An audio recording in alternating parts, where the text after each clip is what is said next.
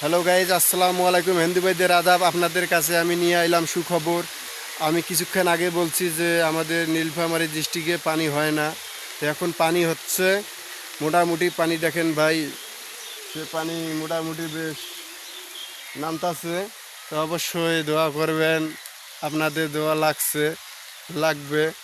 অবশ্যই মনে করেন 1 ঘন্টা যদি পানি হয় আমাদের বেসন, মনে করেন পাট খ্যাত, মানে খ্যাতগুলোর জন্য ভালো হবে। আর ওই যে গরমের তাপে যে মাছগুলো মরতাছে, ইনশাল্লাহ মাছগুলো বেঁচে যাবে, পোনা ছাড়বে।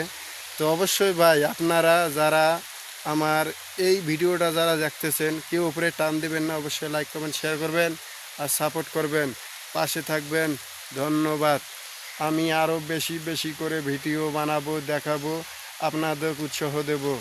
আপনারা no tension, no tension, tension no.